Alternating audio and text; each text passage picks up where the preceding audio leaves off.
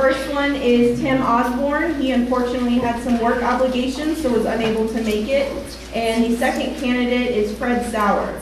So those candidate profiles are available on mysomersett.com if you'd like to see who those two candidates are. And just a couple of updates before we get going on the evening. Later this week, the nice 20-plus page mailer will be going out to you. That will include all of the candidates' candidate forms, your ballot, the notice, and the agenda for the annual meeting, as well as the 2013 budget. So like I said, it will be a very large envelope. The ballot is one page of that mailing, so please double check before you throw away anything. Make sure you get your ballot. Included in the mailing will be the envelopes that you need to return the ballot in. So follow the instructions on the notice as far as folding your ballot, putting in the first smaller envelope, and then putting that in the larger envelope. We want to make sure we follow all of the proper procedures with this election. It is a significant one for the board as we transition from developer to homeowner. If you have any questions, once you get the mailing, I'm available over at the Club at Town Center, so feel free to call me. For those of you who don't know me, by the way, I'm Melissa Ramsey, your community manager. So first, I just want to thank the Election Oversight Committee. They were formed maybe 2 months ago, and they have helped in a very short time put together all of the information, get things going for this evening in particular. So I'd like to take a minute and thank those individuals. We have Joe Bauer, somewhere, Linda Powell, Ron Zarconi, and Terry Redder. And he will be your moderator this evening. So I'm going to turn it over to him and we'll get started. Thanks, Melissa. Good evening, everybody. Thank you very much for coming. What we did to set this up is we had a random drawings before the meeting and sequence the random drawing. And we'll start with question number 1 right here with Jeffrey Brooks, being represented by Charnett, sorry. And then second question, we'll start with Ed and the sequence of the fit. There's 5 questions, and then following that, we'll have some questions from the audience. If we have time, this is going to take probably a little while, so hope you have patience. So, starting with the first question. Oh yes, we have our monitor back there, and she has a 30-second warning, stop warning, and if you go through the stop sign, she turns off the mic. So you might have the mic go in position number 1 so she can actually get started without having to lose 30 seconds. So, all the questions are the same for everybody, so we'll just move right down the line. 2 minutes per answer on this question. Please explain why you would like to be on the board, and what are your personal attributes and relevant experiences that would benefit the board and the association. You have 2 minutes. I'm speaking on behalf of Jeffrey Brooks. Can you hear me? No.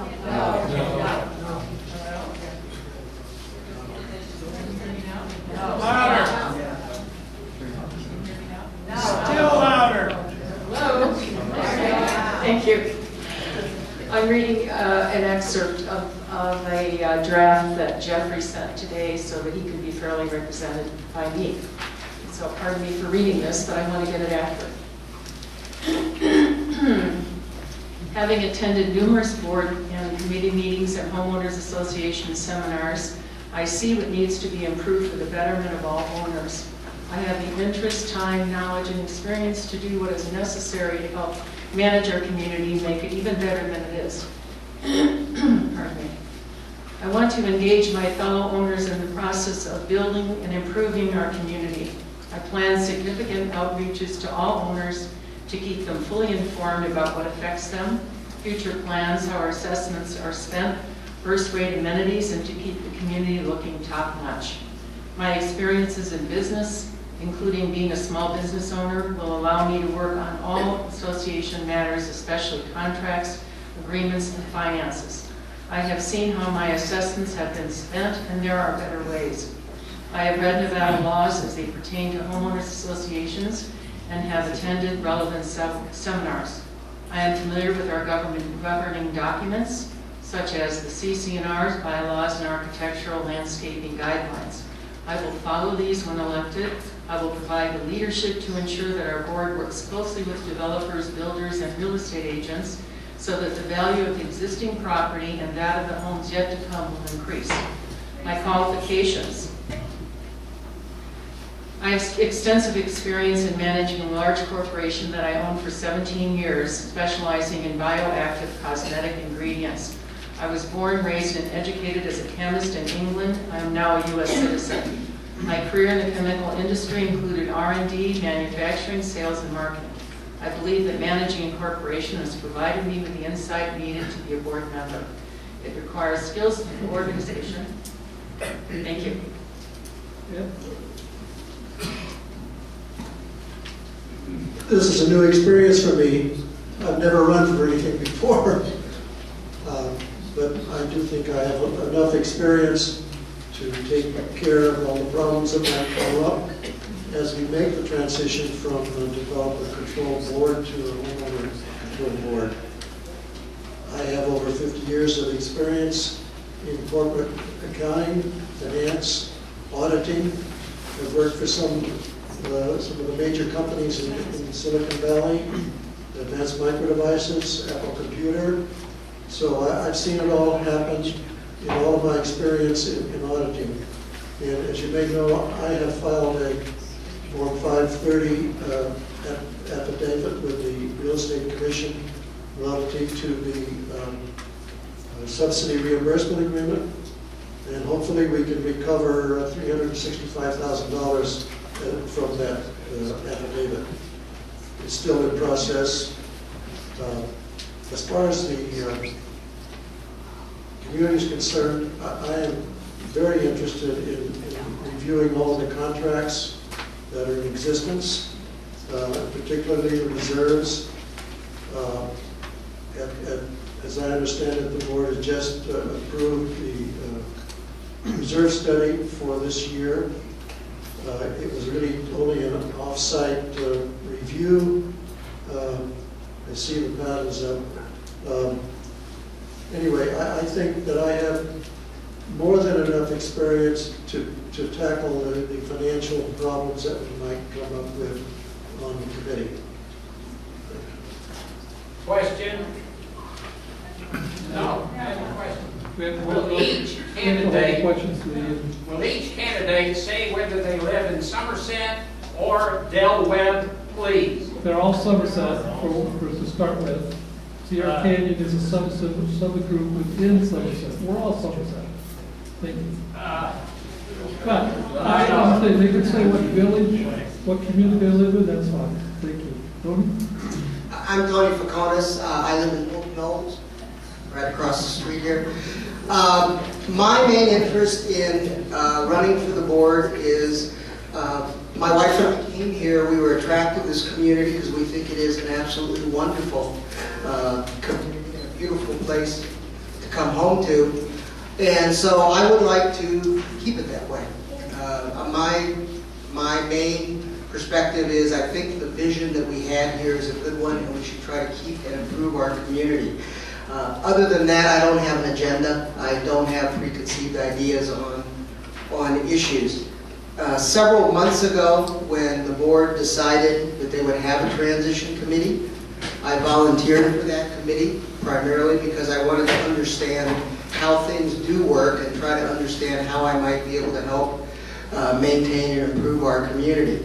I was interviewed for that.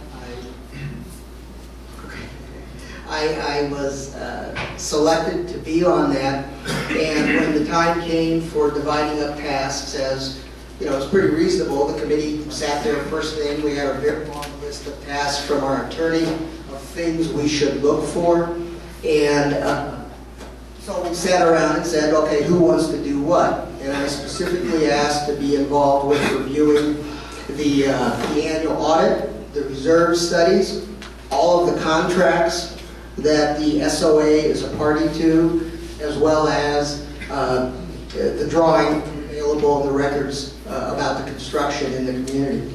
So that, I think, has given me a very good basis for understanding. I've been attending all the board meetings and finance meetings. I participated in forming the 2013 budget. And I have the time. I'm retired now, but I came from a long career as a professional management consultant. I worked for very large companies on several continents, and my specialty was helping managements and the boards of directors develop their visions and their strategies for the company, and then how to effectively... Shutting you down. Okay, Dan. My name is Dan Gaines. Well,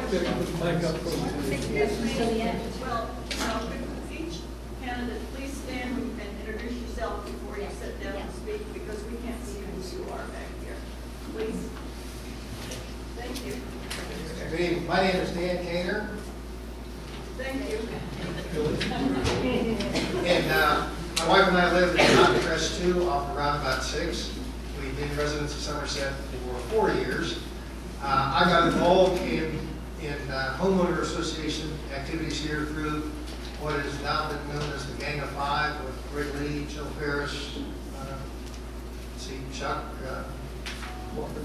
Walker, I'm trying to think of who else. Walt Keane. As we attempted to assist the board through the difficult period of recession, in particularly improving ways to cut costs and improve collections of past dues. I'm a 31-year veteran of Caterpillar in various finance assignments, insurance and treasury. My interest in running for the board is to ensure, first and foremost, the financial integrity of the board of directors of the Somersett Homeowner Association. Homeowner associations all over Nevada have been going bankrupt. Somersett is in a good position, and I believe it behooves us to keep it that way. I firmly believe that all Somerset homeowners should be engaged in defining what amenities they would like and how much they want to pay for them. Thank you. Dave? Hi, Dave Hughes. Anyway, my wife and I moved here and 3 kids in 2003. We were one of the first homeowners. We moved into Monterey, and we've seen a lot of changes in the last 9 years. It is part of my vision to keep the reason we bought in Somerset going. Day in and day out, I sell this community. I probably toured this community with more buyers and potential buyers than anyone. I know from having them in my car why they're here, why they want to buy here, why they're not out looking at Arrow Creek or Wingfield Springs. And I think I have my finger on the pulse of what we need to continue to do to keep this community thriving. The other thing we did, we were one of the first country club members to join along with Curtis Chan. You're going to hear tonight that is a negative or a conflict of interest. I totally disagree with that. I think as a country club member, our goal is to help bridge the gap for members and non-members. When we see non-members up at that club utilizing the Somerset Grill, the driving range, the bocce ball courts, the putting green, we want to make everybody feel at home because it's part of this community. Also, Somerset has done better than any of the other golf course communities, Arrow Creek, Montreux, Wingfield, as far as holding their value in the last 12 months. So it is my goal to keep that going and keep our property values going in the right direction by keeping the amenities and the structure of how Somerset was built going. Thank you. I'm Curtis Chan. I'm Dave's neighbor. I'd like to thank everyone for coming out today. My interest in running for the board is I perceive myself as more of a moderate influence on the board. I moved here in 2003, about a couple weeks after Dave.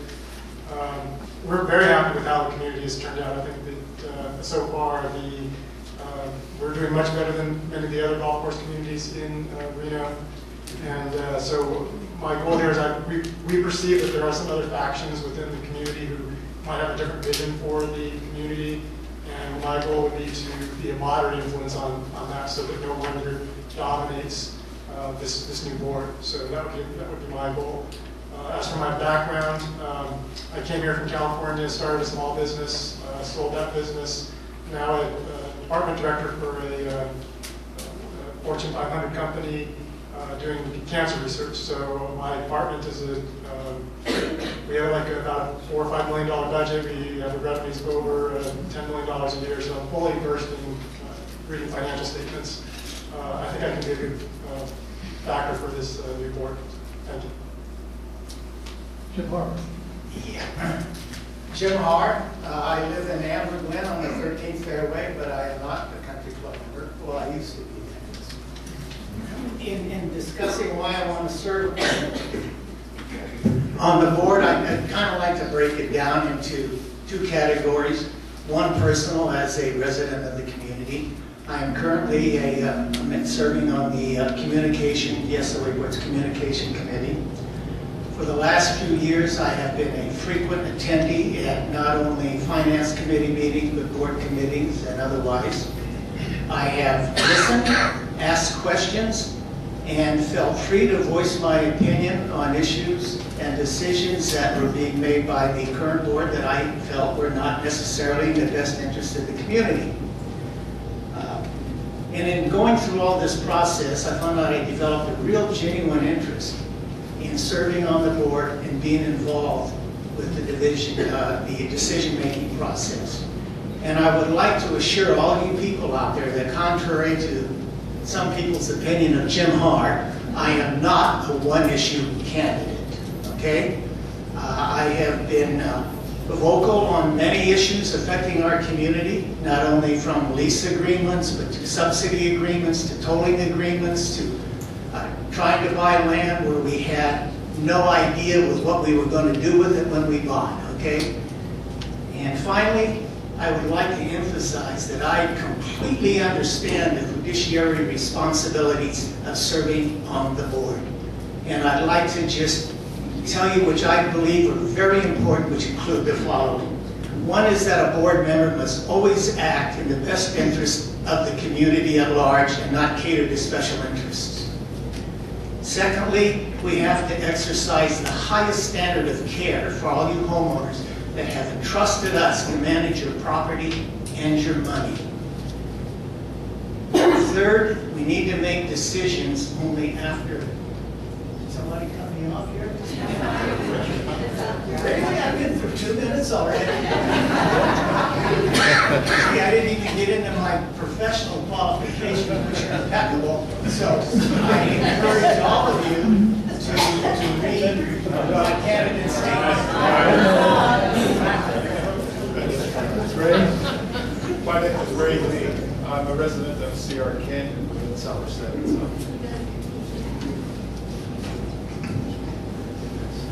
I guess for those of you, I guess I heard somebody say that you didn't hear me before. My name is Ray Lee. I'm a resident of Sierra Canyon in Somersett. I have had the honor of serving on the board for the last 2 years. I was elected in 2010.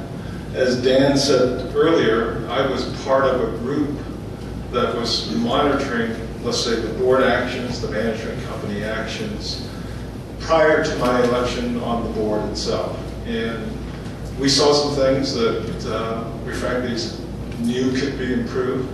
I think that during my term, over the past 2 years, and I think you'll see the results in the financial statements. Our cash balances have increased by are going to increase by approximately $2 million over this 2-year span of period. Our delinquent assessment receivables have declined significantly. They've declined from $1 million to today on a gross basis about $340,000.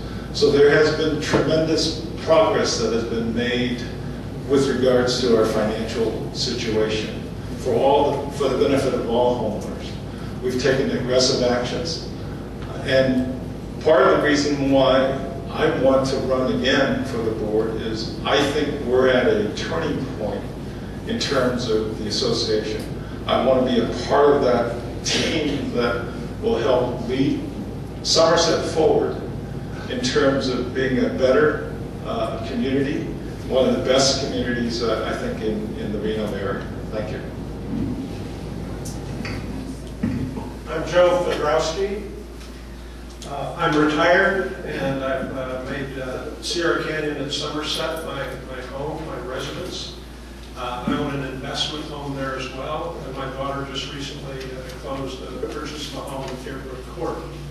So we all have a big investment in this community, and my goal is to help the board continue to maintain Somersett as a first-class community and a desirable living environment for all of its residents and guests.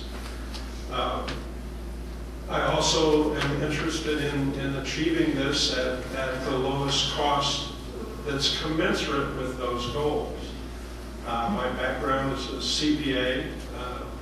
I'm an attorney, and I've had extensive real estate and community association experience. My bio is, a stack of my bios are back on the table in the back. If you please pick one up when you leave, you can get more information. In the interest of time, I'll pass this on.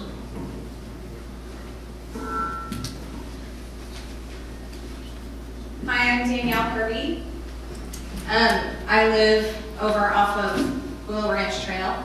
My husband and I have been here since 2003, some of the first homeowners to move into Somersett, and what I will tell you is, as a working real estate professional of 12 years, 9 years ago, we got really excited about the Somersett community, primarily as investors, because my husband and I moved in and said, when our property value doubles, we're out of here.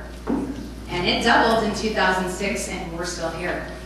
Not because our property isn't worth what it was, but because we love it. Somersett, so my interest in being on the board is twofold. As a real estate agent, as a small business owner, and a working professional, it is very important to me that we maintain property values. I put people in my car and show them homes all day long. And when I go through the list of amenities that we have here in Somersett, people keep asking me, wait a minute, you get all of this for this much money? That is so inexpensive compared to where we came from or other communities here. I also have an interest as a mom, because this community has allowed my family to grow, has allowed us to spend family time. My husband and I both work full time. We wouldn't get to spend time as a family if we didn't have the family pool, if we didn't have the Canyon 9. And this community affords us that time spent as a family. So as a mom and as a homeowner, I truly believe, again, that this is a crossroads for our board, and that we want to continue to maintain Somersett as the leading neighborhood here in northern Nevada, which I truly believe it is. We have discovered how quickly 2 minutes goes by. And how few words you can get in just 2 minutes, so we now understand how some of those other public politicians can fill so much space. So question number 2, and we'll start with you, Ed, this time. Should be maybe a little easier than the first question, maybe not. Have you frequently attended board or finance committee meetings? And if not, how do you keep up with the affairs and current status of our association? Will you arrange your personal schedule so there is time to understand association business and to attend meetings of the board and any committees of which you are a member on a regular basis? 2 minutes, please. I'm a newcomer on the block. We just moved here last November. However, I have been attending the board meetings and the finance committee meetings almost every time. And so that's how I keep up with what's going on in the community, plus what's on my Somersett website.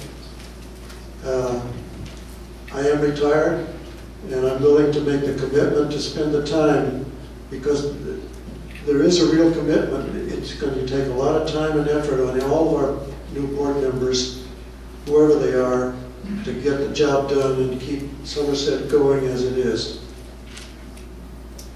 Thank you.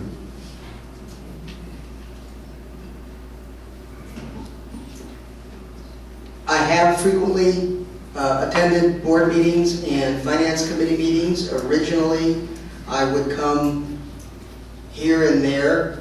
When I started to understand the issues facing our community, and when I asked to get involved in the transition committee, I have been to every board of directors meeting and every finance committee meeting and every transition committee meeting, which seems like a full-time job sometimes. Glenda will attest to that. But yeah, I think it's very important to keep up with that. I'm also a frequent visitor to the website and to the SOA section of the website to get information there. I think my involvement on the transition committee will hopefully demonstrate that I will take the time to do this. That's why I was interested in running for the board. I have the time, and I will definitely take the time to do it.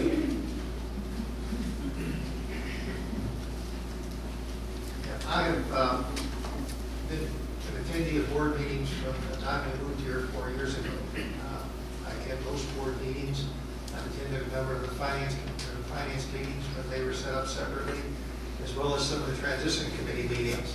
I had no trouble rearranging my schedule, and certainly through my work with the Gang of Five, volunteered quite a bit of time to assisting in helping the board navigate through the difficult time during the recession.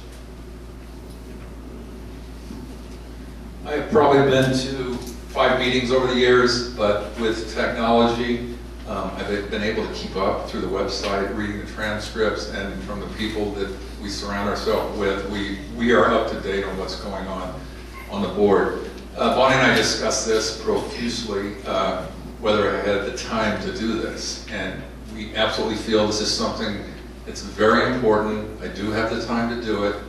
Our kids are grown. I'm self-employed. I make my own schedule, so there will be no concern as far as me making committee or board meetings. Thank you.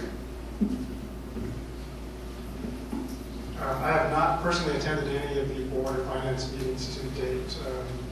My wife and I have been pretty satisfied with how the current board has managed the division so far, so we have no concerns to attend any meetings personally.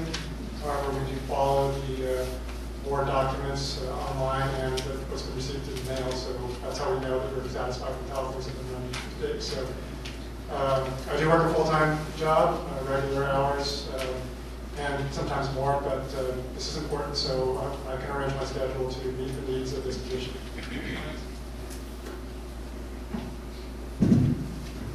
I don't think there's any question that I am a frequent attendee to the Finance Committee and board meetings, sometimes to their liking and sometimes not, okay?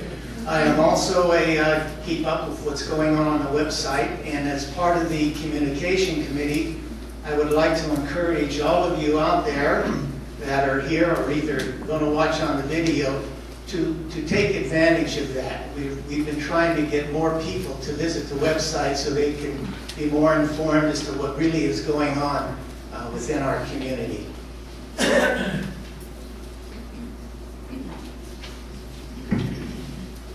Thank you. I am retired. I have a corporate finance background. I've worked for 250 sized companies and above. In terms of my attendance at board meetings and committee meetings, I don't think I have a choice in the last 2 years, but let me address the issue prior to my serving on the board itself. I was a regular attendee at board meetings in Somersett prior to my election. That's how I became interested in the happenings within Somersett itself. Now, since my time on the board, Yeah, as a board member, there's 2 board members that need to approve invoices on a weekly basis. I've approved invoices from around the world. In Europe, when we were going around a cruise around South America, around the Horn. So I've made attempts. I've always been pretty successful in meeting the obligations of a board member, as well as attending meetings in person, or if I could not attend meetings in person, I've called in to try and teleconference it. Okay. As I said, I am retired, but I also do some other volunteer work. So my schedule is, even though I'm not full-time employed, my schedule is pretty busy. But I think I've made the effort to be available for the homeowner association. Thank you. I recently attended a SOA Finance Committee meeting and then also the 2013 budget presentation. And the turnout at each of those was probably a handful of homeowners. So the first thing I'd say is I'm surprised, and you folks should be commended for the turnout tonight because it's fantastic. I am committed to attending all board meetings and any committees that I'm on. I wouldn't have run for this position if I did not feel I had that commitment.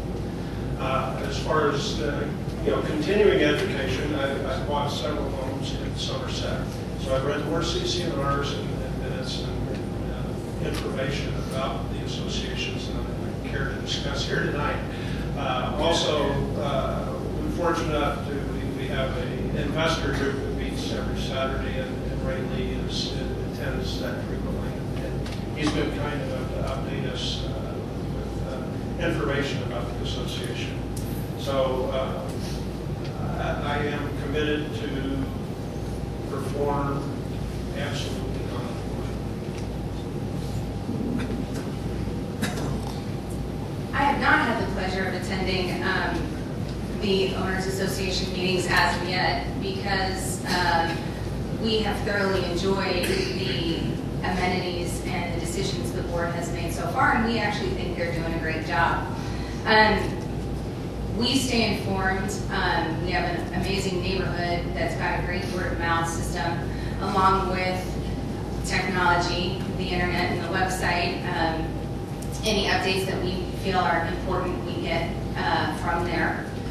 What I can say is, as a self-employed business owner, I can clear my schedule pretty easily and make sure that when things need to be attended, they will be attended to. One of my personality traits is that when I commit to something, I commit 100%. So in attendance to these board meetings, they will absolutely be one of the top priorities. The nice thing is our son is older, and so my husband and I feel as though we've actually gotten a little bit of our lives back. And he's an amazing support. Our husband and wife real estate team. So as we balance in work, we balance in our home life as well. And he feels that these meetings are just as important as I do, which is why we will make them a top priority.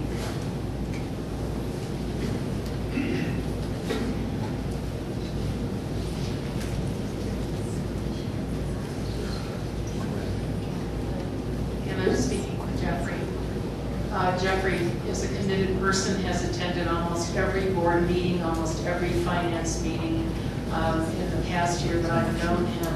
He and his wife Pat are dedicated to this community and have made so many efforts to try to improve on everything that they thought could be improved for the benefit of all homeowners. In fact, they even offered to buy the lot next door because we thought, and a lot of us thought, maybe we could put an indoor pool in, and Jeffrey and his wife were willing to pay for that. And when they found out that an easement ran through the lot that would prevent any digging of the dirt down through that easement, he had to back off of that because you can't build over an easement. So he is committed to being in every meeting, every possible resource that he has, he will use, both he and Patty, to make this the best community that you've ever seen. Thank you. We'll start the next question with Tony. What would you like to see done? We cannot hear you. Thank you. Is this better? No. No. Technical assistance is unemployed.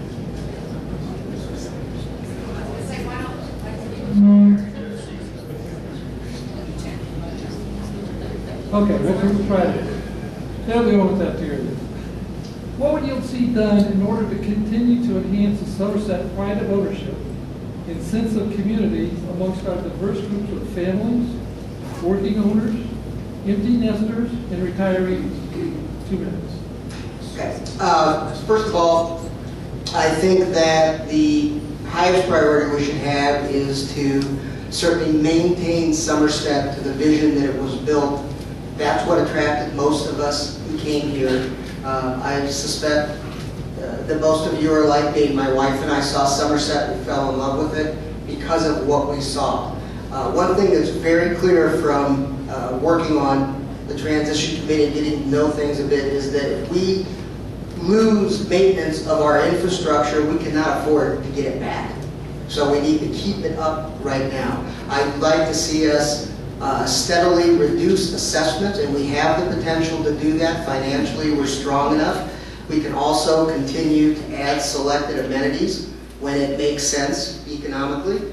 But what is needed for all those things to happen is much better communication between all the different parts of the community. Right now, it is next to impossible to tell when you hear, as I'm sure everybody hears anecdotes, this group is really unhappy, that group's very happy, somebody wants an indoor swimming pool. It's almost impossible to tell how many people really feel that way. I think we've made great improvements with the website for communication, but I think we can do more. I think we can restructure the communications committee to do more, do a little bit different job than what it's been doing, so that we have a reliable way to both get information out to the homeowners and collect information back. Without that communication, we cannot all be on the same page. I think first and foremost, I think it's important to engage all homeowners in defining what the vision for Somersett is as we move forward, and what amenities they would like, and how much they'd like to pay for them. Secondly, I think, as I said earlier, it's extremely important that we maintain financial strength so that when the next recession comes, believe me, after 31 years in Caterpillar, I think I've had 5 recessions I worked through. There will be one, and we don't want to go through what we went through the last time. We want the finances to be strong and weather us through without having to substantially raise fees as we had to last time. And lastly, I think, as Tony said, we need to maintain what we have, ensure that everything is done according to reserve studies, that we don't cut corners and defer doing things that need to be done now to make sure we have a beautiful community we have now. I think this is probably one of the tougher questions because the thing that attracts people to Somersett is the diversity. We have young families with kids, we have empty nesters, we have retirees, and it's the same thing that is also creating divisiveness here in the community. It's tough. This is a playground that we call Somersett, and we're all trying to get along here. I don't think it's up to a small group of people to tell us what amenities that we should have. I think at any given time, any amenities that we have will be utilized by maybe 20% of the people. That doesn't mean because of that we need to get rid of some of these amenities. We need to look at what we need going forward, which is going to be attractive to the entire community. This is about the entire community across the board, young, old, and anywhere in the middle. So again, I don't think it's up to a small handful group of people to tell us what amenities we need and what we don't need. Thank you.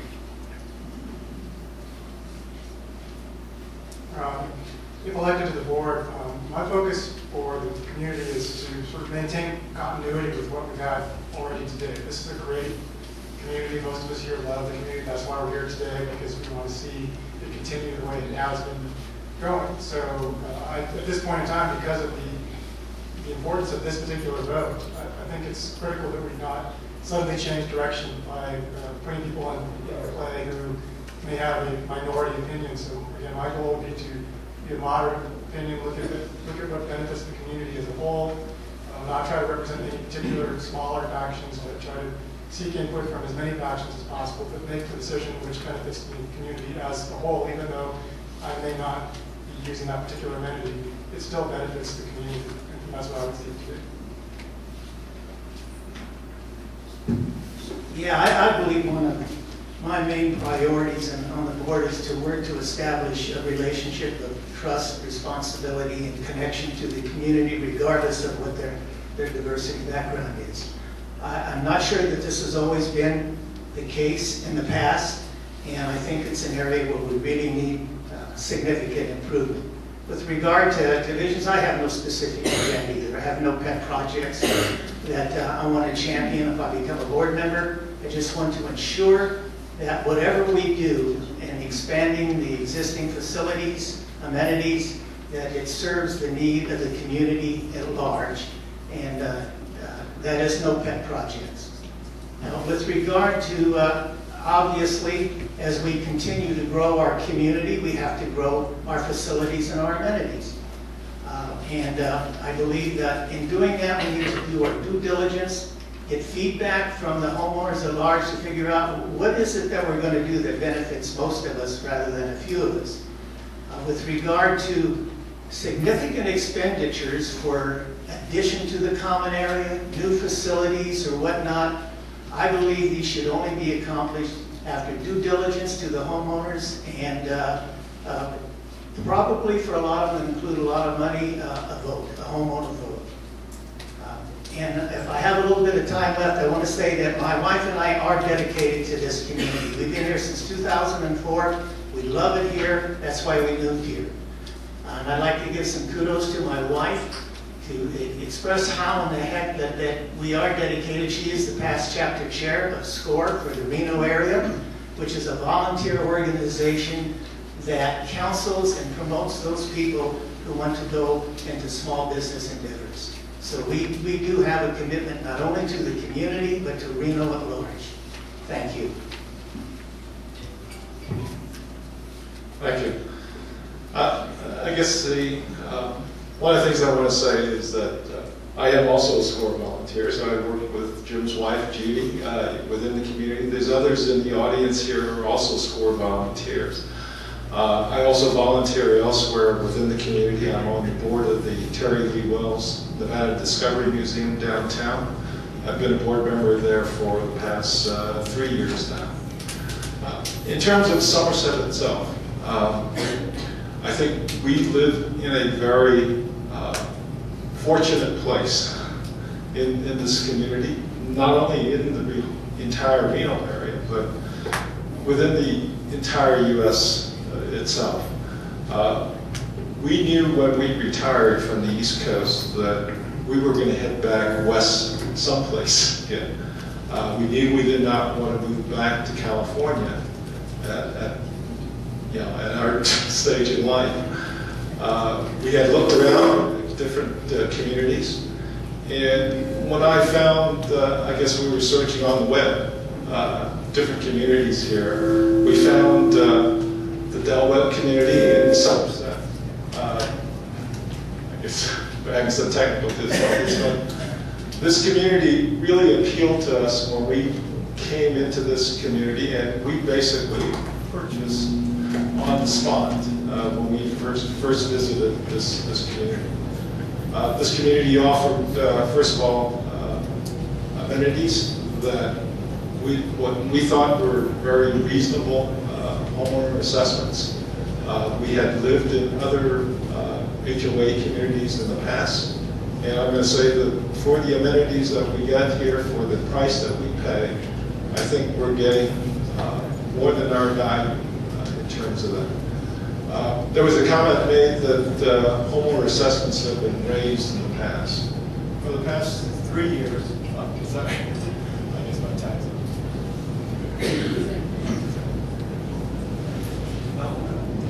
Probably half of my working career has been with a real estate development company that did master plan communities. A major advantage of master plan community is that we do have many amenities and activities.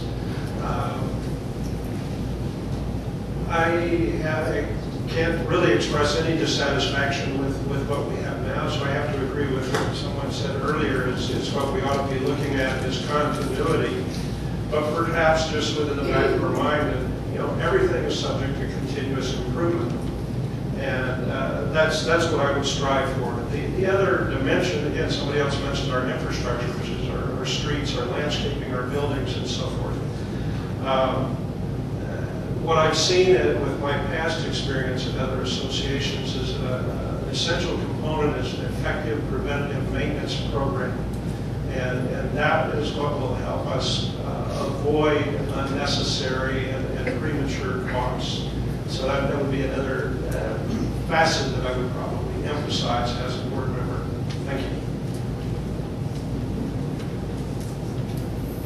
Again, I would agree that part of the appeal of Somersett is that it has something for everyone. And in saying that, we do have a diverse group of homeowners, and maintaining the amenities we currently have is very important. Not only that, but maintaining the quality of life that we all experience here in Somersett, maintaining those amenities at a assessment that we are comfortable with, that we've been paying, and not letting that go up. One of the things I believe the board has set aside is to do a study of our association to find out what we can do in the future moving forward. Where can we go? What amenities can we include that will appeal to every homeowner? And I think that those are the types of things that we need to do is to put that research in place, to find out, when you have an independent group come in and say, hey, these are the things that owners associations throughout the country are doing to improve their communities. This is where Somersett could go to really improve theirs. And then leave it to homeowners to say, hey, this is what we found out. How can we make this work for us? Is this something that we're interested in? And continue to make Somersett a viable, vibrant, and desirable place to live. Thank you.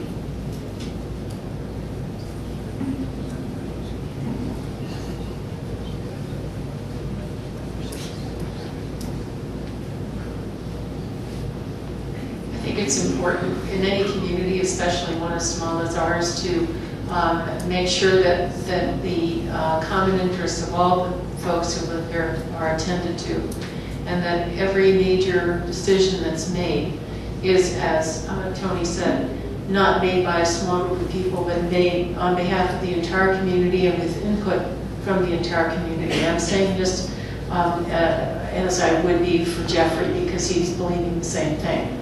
I think we need to work towards that end, communication skills, constant encouragement for all of you folks to participate in discussions, promoting your interests, and then having a fair vote, fair democratic vote on how the resources will be managed and spent and in what avenues. Thank you.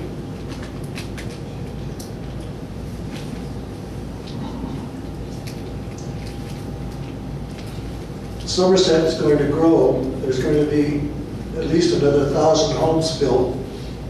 And I believe that the board should be involved in some long-range planning. And in that sense, I believe that one or two members of the board should be on a planning committee with members from the community, all aspects of the community. And I think they should have, say, a rolling 5-year plan to take into account the diversification of our population, whatever they want to do, what the amenities that we need, and the financing that will be necessary to take care of that change. So I think looking ahead, this is a large community. It's going to get larger, and I think we need to really plan to take that into account for the future. Thank you. Thank you. Next question, we'll start with Dan. This one is actually part of the discussion we've had already. After the reserves have been funded and all the expenses paid, what do you want to do with any surplus funds at the end of the budget year? First and foremost, we have to follow what the NRS 116 requires. And surplus funds, I believe, have to be returned to the homeowners. If the question is broader, what would I do as far as expanding amenities or reducing fees? As I said before, first and foremost, I would solicit the input of all homeowners as to what they want. They want expanded amenities, and if so, what expanded amenities, and then what would they cost, and we afford it. If they don't want expanded amenities, they want lower fees, that's another alternative. But by all means, we should follow and solicit the input from all the homeowners. I think it's kind of a tough question because we don't have enough information based on the time frame of when that could take place. We don't know what would happen or what we're looking at 12 to 24 months down the road. I mean, the logical response is to say, sure, we'd like to cut everybody's association fees. But if we did that and then next year we don't have that surplus, do we have to go back and raise your fees? I'm of the mindset I would much rather see a steady association fees from year to year so people can make plans and they're not seeing a lot of volatility with the association. I think this association is well funded and you have to be careful when you have a surplus to not create a taxable event. So again, I don't think without knowing what's going to happen in the future when that event takes place, I can make a decision on reducing association fees. I agree with Dave. I think the question is difficult to answer because it's kind of a trick question. If all of the expenses and liabilities were covered, all of the reserves are funded, and we have no other projects that we thought were going to have value to the community, then of course return the money to the homeowners. But of course we have to follow the NRS 116 with larger reserves. But if there were projects that I thought were beneficial to the community as a whole in the long term, we certainly will be growing. We can't continue to maintain this level of amenities and add 1,000 homes and expect to maintain the level of quality that we expect from this community. Then I would be in favor of adding new amenities with the understanding that we're not going to satisfy everybody's desires. There's a small faction that wants an indoor pool, there's some faction that wants something else. We won't be able to satisfy that. So ideally we would do as a board what's best for the community as a whole in the long term. So that would be my goal. This is not a difficult question to answer. It's a very, very simple question. Surplus funds have to be dispersed in accordance with Nevada law for common interest communities. The board has no other option. That is, they have to return surplus funds to the homeowner either via repayment, credit on future assessments, or a reduction in assessments. That is, unless the board somehow chooses to hide the existence of surplus funds under some other item. Now, I'm going to stop with that and take a little bit of a thing from the presidential debates and answer a question I didn't get to before because of my long-winded approach to my personal qualifications, and that is my professional qualifications. I worked for 40 years in the corporate industry, 34 years of which with GE Nuclear. I served in a variety of project engineering, business development, and management positions. As such, I have gained extensive experience in proposal preparations, contract negotiations, and managing multi-million-dollar projects, all of which gave me a skill set that is directly applicable to the board of directors. I think most importantly is a skill in written, verbal, and interpersonal communications, not just with your customers and your subcontractors, but with internal resources as well. We all know that success is a team effort, not an individual effort. And And I believe that my qualifications really fit in that category. And I guess this is the appropriate time to ask for your vote. Thank you. I agree with the comments that Jim laid out in terms of what is required under NRS 116. Surplus is one of those options is to roll it forward to help reduce the assessments going forward. I also agree with the comments with Dave that I think from a homeowner standpoint, we want to try and keep assessment rates steady rather than have them shoot up and down from year to year. I think that Somersett is poised for growth.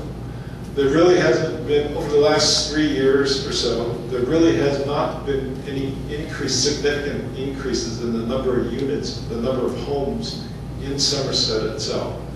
We are now seeing that the real estate market is improving, that there are people desiring to come into Somersett, and that the inventories that is on hand in terms of number of homes that are on sale has diminished. So I think that Ed mentioned that there's a pool, Somerset's going to grow by 1,000 homes in the future. That's a 50% increase from where we are today. So I think with that increase, there's that opportunity to both reduce the assessments, homeowner assessments, as well as improve amenities for all homeowners' benefits. So I'll leave it at that. Thank you. Once all the reserves have been adequately funded and all of the common expenses have been paid, as has been said several times, NRS 116 kicks in. And it's not unlike what's happened this year. Is the dues will go down a buck or two for next year. So you roll that forward. I would agree with what the previous speakers have said, that stability is good. I also agree with what an earlier speaker said, is long-range planning will assist us in making sure we have stability and also account for the future growth that we expect here in Somerset. This is a what-if question that, at the time that it's presented, if the reserve fund is funded 100% and all invoices are paid and you have working capital, is it something that we can go back to the homeowners and say, hey, we're going to give you back $2 a month? Absolutely. I would agree with that. However, I would also agree with not creating volatility in our assessments on a monthly basis. I know there's a lot of people who are on fixed incomes. I know there's a lot of people who are on budgets. And knowing that your homeowners association dues are going to maintain at a fixed rate going into the future, that's a lot of security. That's security for me, as a mom, knowing that I'm going to have daycare expenses that might change. Knowing that my homeowners assessments are going to maintain going into the future is peace of mind. And knowing that you can do that while increasing our amenities and continuing to make Somerset a place we all know and love to live in would be my goal.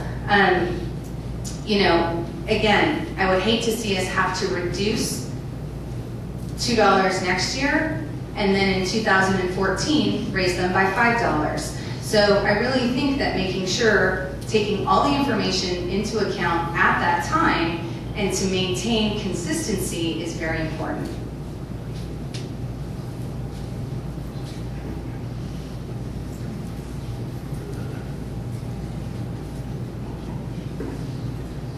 I think it's imperative that all of the board members be fully apprised of the rules of Nevada state law, which are incorporated in NRS 116. It's an extensive book. I was going to bring it this afternoon just to show you, and I forgot to do it.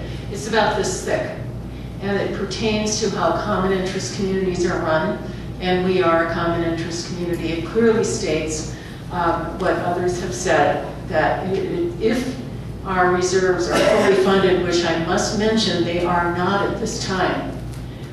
We are fully funded according to a law within NRS 116 whereby we can be considered fully funded up to 75%. and I believe that's where we are, and maybe Ray could address that, when we are fully funded 100%, and if we have surpluses after that, and all maintenance has been kept up so that our community is as beautiful as it can be, then and only then should we be returning any funds to the homeowners, but we must follow the state law.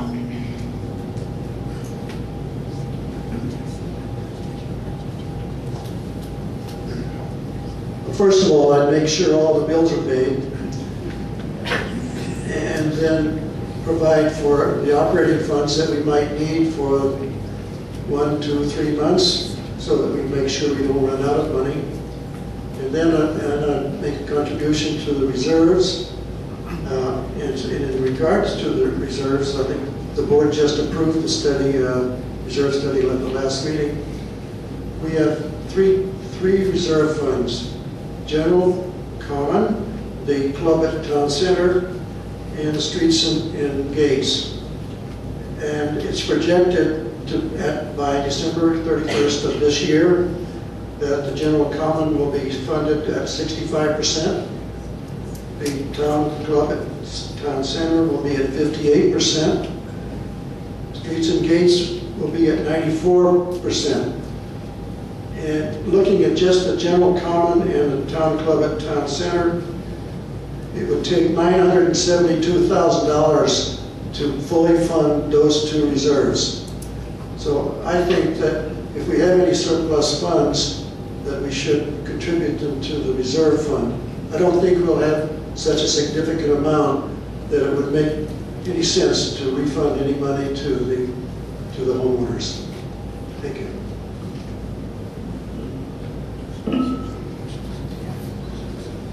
The question was, after the reserves are funded and bills paid, what we do with the surplus? And picking up on what Ed was talking about, I think we're doing it, and I'd like to see us continue doing what we're doing. This year, we had a surplus that carried over from last year. Part of it was used to defray assessments. Part of it was put into reserves. We've done more with improving amenities this year as well.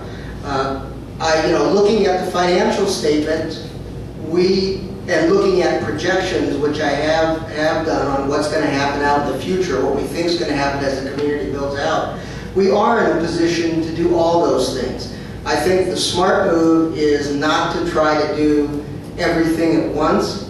If any of you were in the special board meeting that was called back with the Moana litigation, we did discuss the final budget there, and the budget allowed for a small decrease in assessments. The amount varies depending on whether you're behind a gate, in front of a gate, in Sierra Canyon or not. But there were several people who said, no, we should keep that money. Let it build up. Well, our budget is very solid right now. I think it's important that we do start to make the pattern of both reducing assessments and investing in the community. We can do that. To do that, you're going to do it a couple dollars here, a couple dollars there. You're not going to very easily find where you don't do anything to reduce assessments, and then suddenly you can cut them in half. Those kinds of situations just don't come up. The idea was brought up about having a 5 to 10 year plan. We have talked about that. The board's talked about that. The transition committee's talked about that. And there is money in the 2013 budget to do that. So that is something that we're already on the path. One thing I would like to say, and I brought up earlier, I'm a firm believer that we need more communication. Thank you. We'll start with a question with Dave. And just for your preparation, following this 5th question, we will take a couple of questions from the audience. Should not be redundant with the topics that we've talked about so far, so if you've got something new, then after these questions, we'll have some audience questions up here. We'll do a couple because we're actually running a little ahead of schedule in my mind. So, question number 5, starting with you, Dave. This is a little bit open-ended. In your opinion,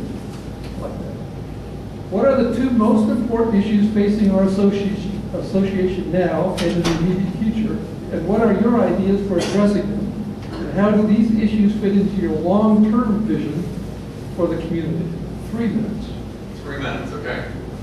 One question.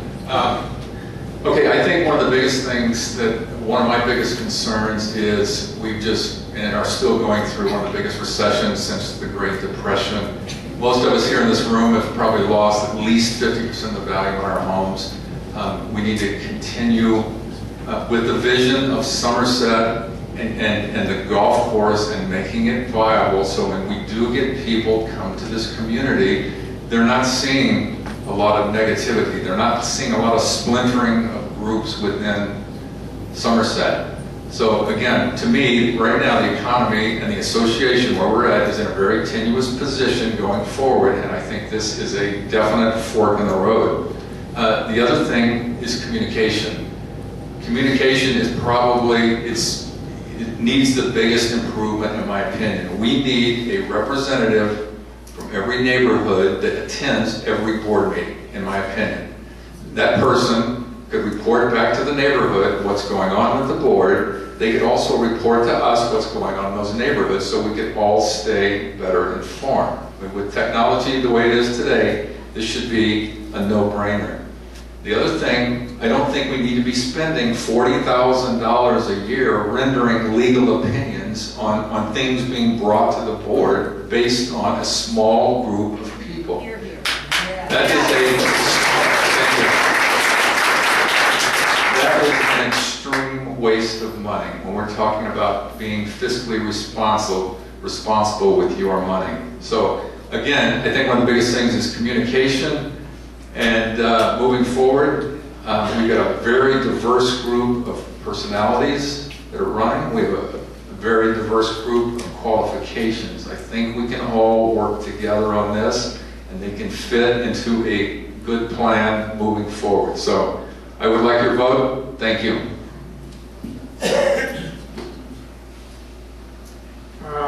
The two issues that I see that are sort of important to this community initially are somewhat related, but I think the first issue is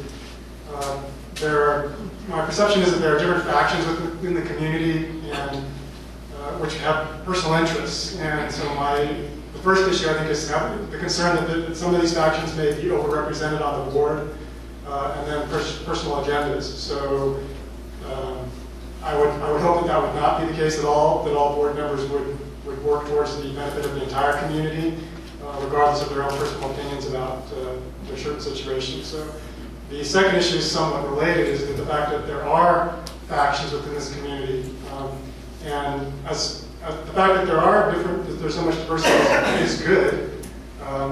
It's what makes this community great, and I think also that we have come together as a community compared to other communities that we have done pretty well. But there's clearly some different groups within the community that feel sort of outside or feel that they're not in touch with the other factions. So as a board member longer term, I would like to see some ability to try to bring these different groups together to come to some mutually agreeable terms that we understand that we won't get everything we want, but as a long term for the good of the community, we can all agree to what's going to go going forward to keep this community as good as it has been. So again, my goal would be again to maintain continuity, not let any particular faction sort of dominate the plan going forward. And I also thank you for your vote.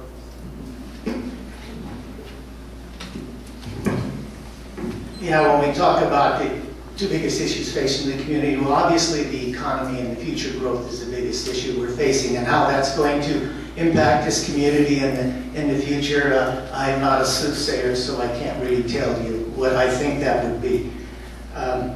I also believe one of the other issues is the connection between the board and the community at large. Like I said before, I think this has been one of the factors that's been lacking in the past, and something, and as a communication committee member, I'm going to strive to try to improve that connection.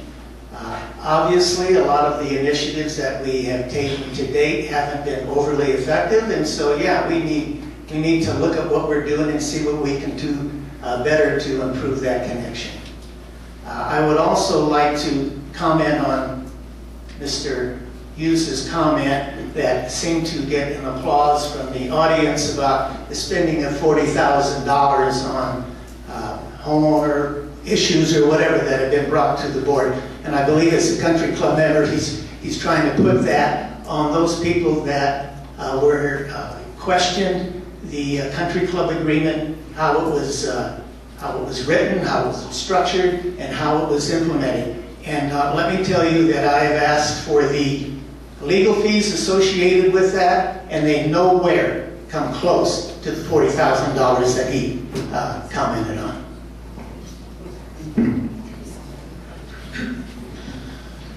I guess the question is, what are the two long-term vision items that I think are key?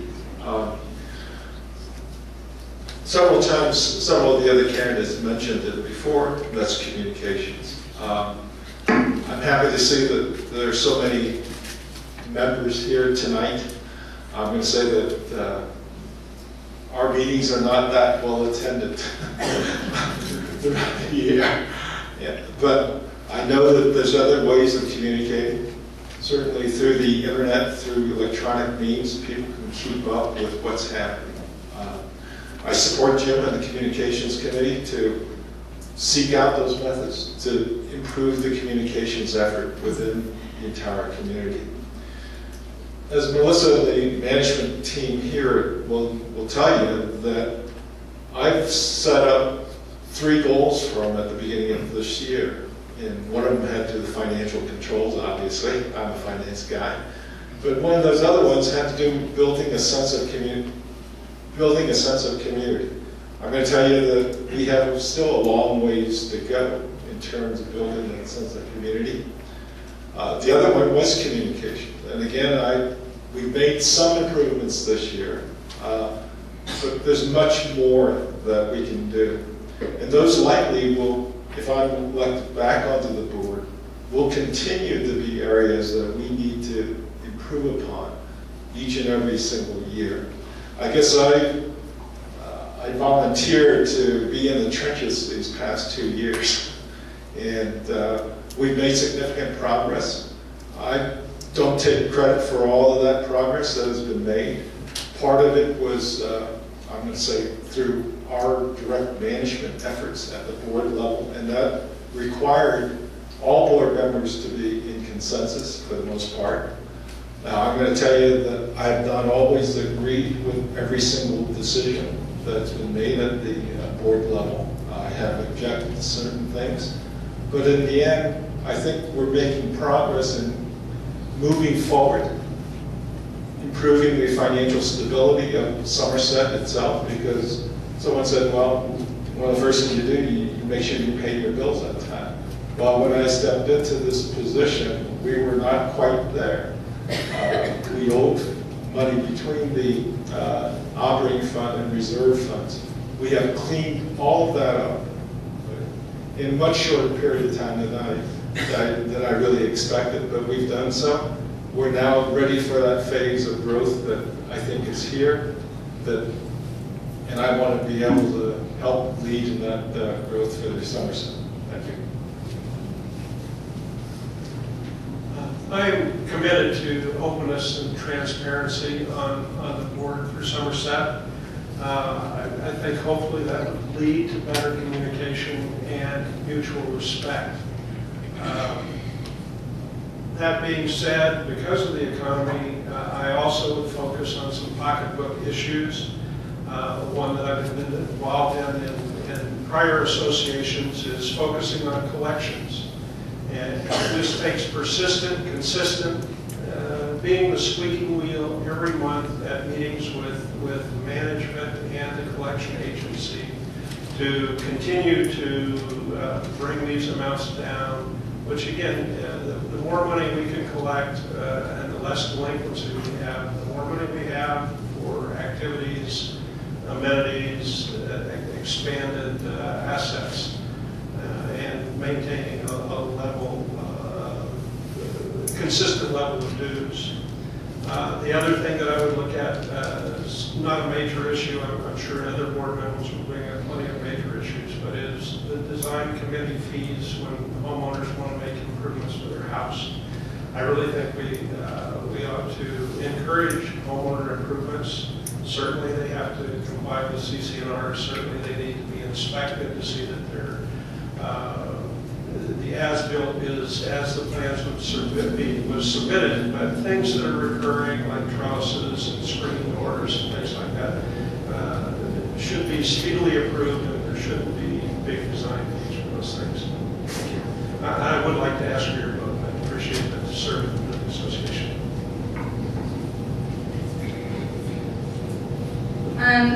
I think a couple of the issues, first and foremost, is not to lose sight of the master plan community that we all bought into.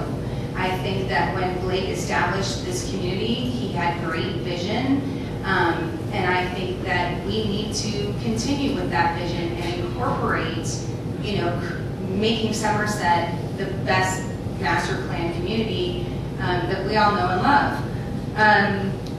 The other thing too is I think that we need to get rid of our personal agendas and make sure that we're working towards the benefit of the entire community. There are, again, I've said it before, but we live in a diverse group of people, and the foundation of this community is rooted in the people who live here. We are Somerset, and we are what makes Somerset so amazing. And I think that it's important that we get all of you involved in continuing to make Somerset the place that we love to call home.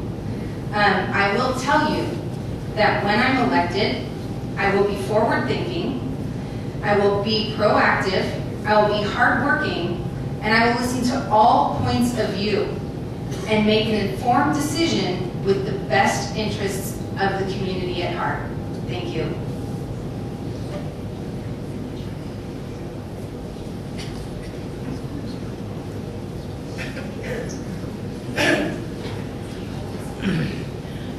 I would just like to say on behalf of Jeffrey Brooks that he would appreciate your vote.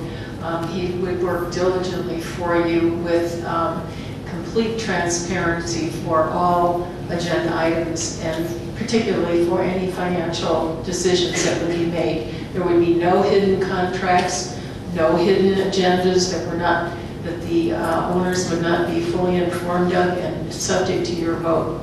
Thank you.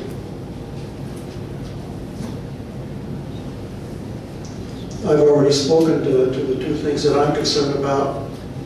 One, the reserves. I think we should build them up over time, not with extensive increases in our assessments, but with the growth of the community, I think we can keep the assessments level and still grow those reserves to the point that they're fully funded. Also, with respect to long-range planning, I think that's a very important thing for us to do, to maintain what we have as a community and to build those that we will need as the community grows. And also, I'd like to address what Dave said about legal fees. I am responsible for $2,000 of that amount. However, I think if the board's decisions have been such that would not have raised concerns from the homeowners, we wouldn't have the legal fees. Thank you.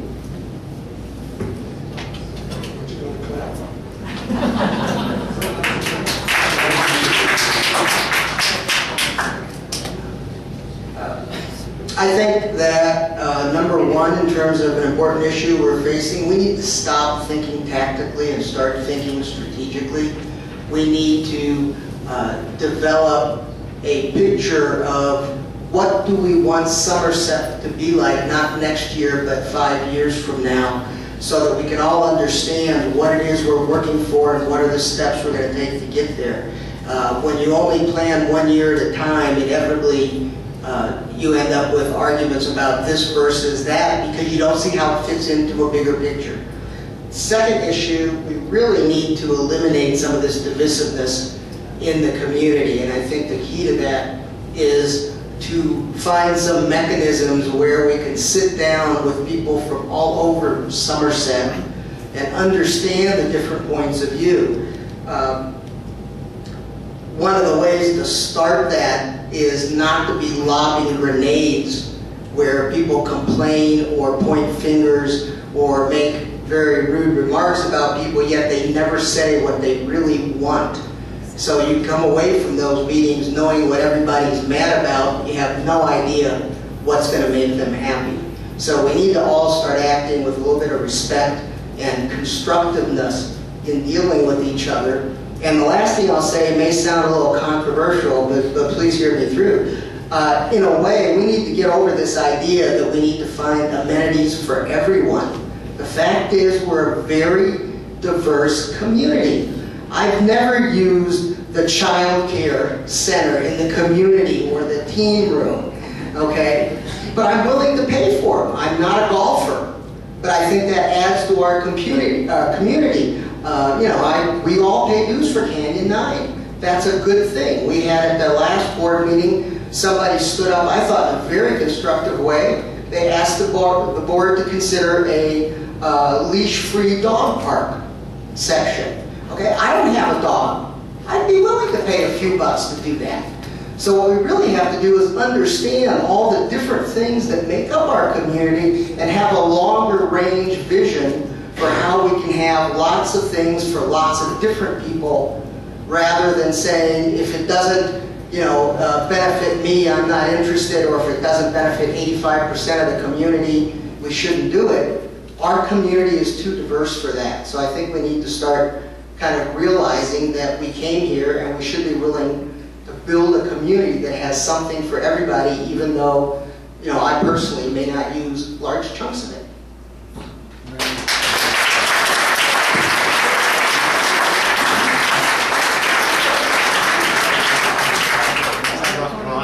Yeah, the issues that I would consider most important, as I said earlier, first and foremost, to maintain our financial strength, fully fund our reserves so we can weather the next downturn when it comes without having to worry about having to cut back or do things we might not want to do. The second thing I would say is to ensure confidence in the board and transparency of actions where the board is acting in the interests of all homeowners. I don't think this has always been the case of the developer control board, and certainly transparency has been an issue. Thank you. That's the last of our formal questions. I would like to thank the candidates. You've been very succinct.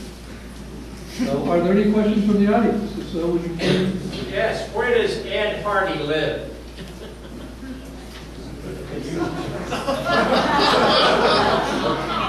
1655 West Court. You know where that is? No, is it in Sierra Canyon? No, it's in Somersett.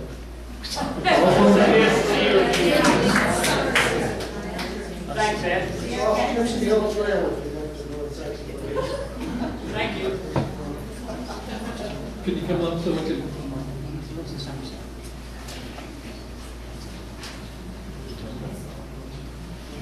You don't have a portable mic, unfortunately. Yes, my name is Rob Dubretta. I don't belong to the golf course.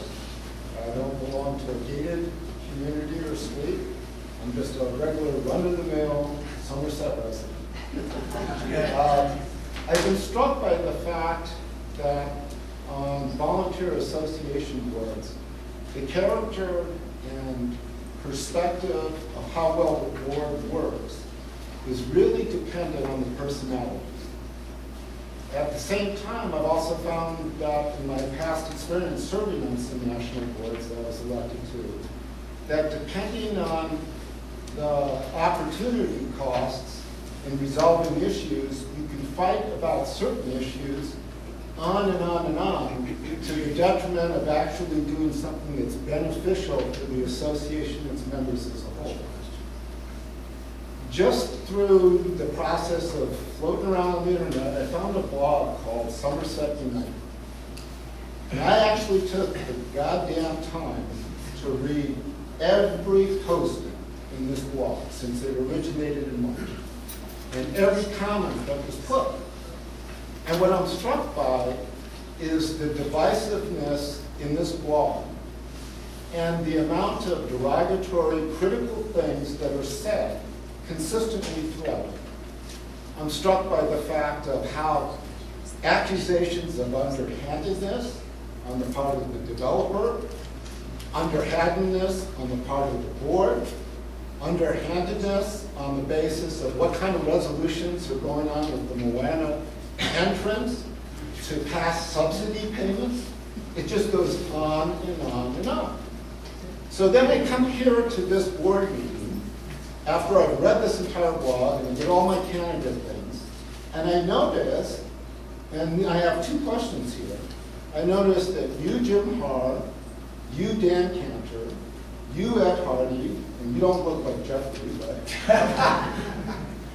the four of you seem to spend an enormous amount, by far and away, more comments have been put onto this blog by the four of you than I think almost the rest of the other comments. Most people will come in, make a comment, and then leave the blog because they're saying, I'm just not going to get into this. And so what I'm asking is first of all, one, why would it be, if there's such a talk about transparency and openness, would the four of you never put down on your entire candidate statement that you're an active participant in this blog? And since you can't find on the blog who this core group of Somersett United folks are, why wouldn't you end up putting that down if what we're trying to do is improve communication and transparency? The second question that I have is that if you had the opportunity to spend 2 years on this board in this past time, there's an opportunity cost. If you were on this board for 2 years, where would you possibly find the time to do all of the pragmatic progress that we have accomplished in 2 years? The financial turnaround, the fact that there is a resolution that's going on with that entrance there, and the fact is that we are a strong homeowners association. So those are my two questions. Yes.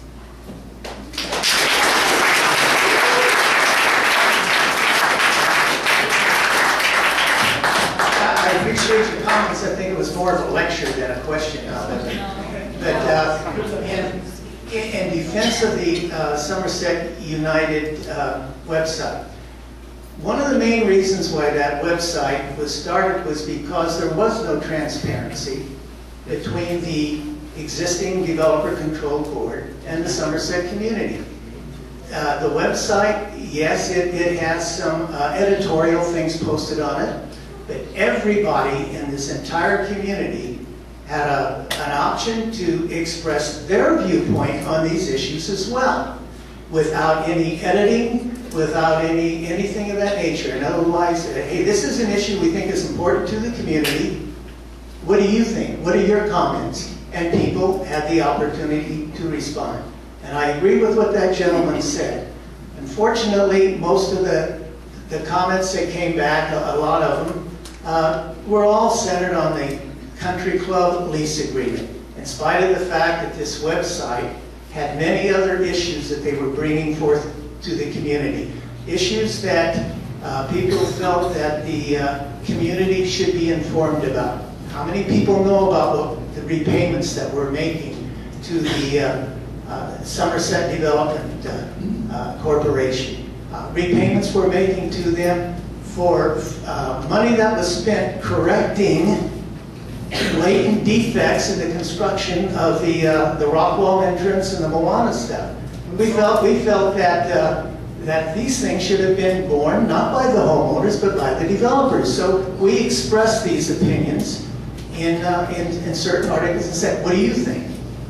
We got very few comments on those. What we did get was a hell of a lot of comments, most of them derogatory, on our position regarding what we felt wasn't really a good lease agreement with the country club. This is not to say that people have tried to picture us as somebody that is divisive to the community, that wants to see the country club go brown, and all of that good stuff. I live on the 13th fairway. There is no way in hell I want to see this country club go brown. I want it to be successful, and everybody I know, and the names that that gentleman mentioned, want to see the country club successful.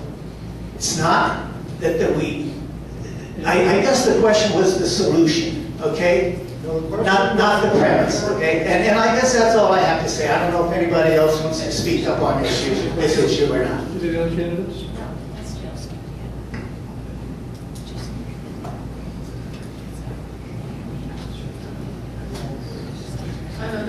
Somersett United, and I'm very proud to be a part of that group.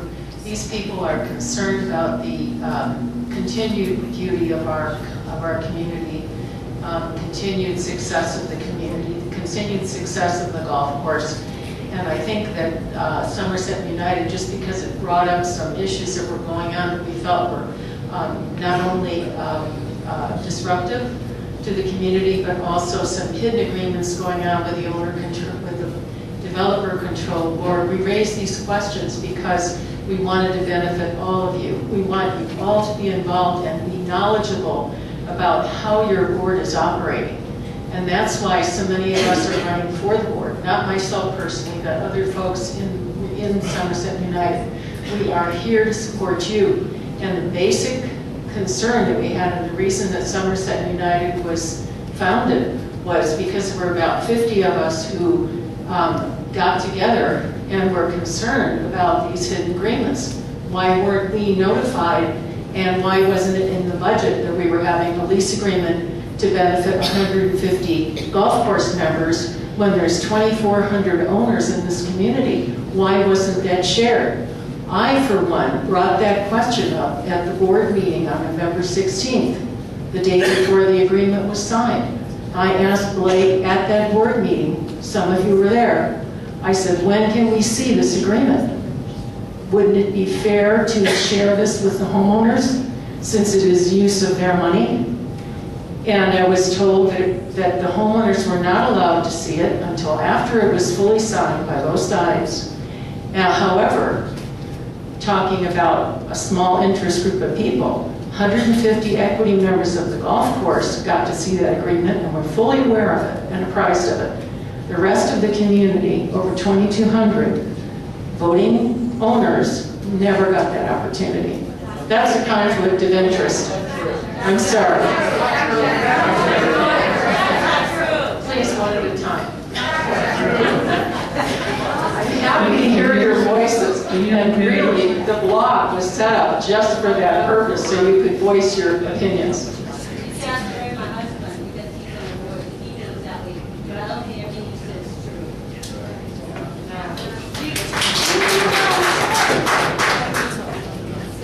My name's Ed Hardy, and to my knowledge, the only blog on that website with my name on it was the report I submitted to the board on my review of the subsidy reimbursement agreement, which I feel was a serious breach of fidelity responsibility on their part. I don't understand how you can say that my name is all the way through this blog. Thank you. You know, I was one of the first country club, not country club. No, I'm not a golfer. There's a lot I don't do. I live here. I love it. I love the looks of the golf course. I love the looks of the whole Somersett parkways we drive through. I don't think this is a time to bring up one issue and waste our time arguing about it right now. I concentrate on the people before us. If you don't want to vote for them, don't vote for them. Let's get a good board in place, a good mixed board, and let's not hurt the horse tonight. Do you have a question? I'd like to make a response to some of the other comments. I think it is appropriate to talk about some of these issues here because these are the issues dividing the community. This is where the problems are. And, you know, you've heard several people up here talk about how they're just trying to do something great for the community, to give us a voice. You know, we don't want to see the golf course go green. I'm not a golfer. I could care less. But I told you I'm not a golfer. But I read some of those posts, and it's really pretty clear what they don't like. I've yet to read something on there where somebody says, well, I really want to see it succeed. Here's an idea of how to do it better. Here's how to do something else that I would have done differently than the board. All I see is hand grenades getting lobbed. And I'm sick and tired, quite frankly, of getting things anonymously on my driveway in the middle of the night.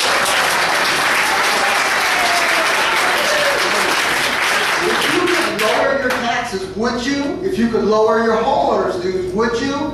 The SOA makes that decision. Why not lower your dues? Somersett United, I suppose they don't want to pay for police, fire, or anything else if they could lower their taxes.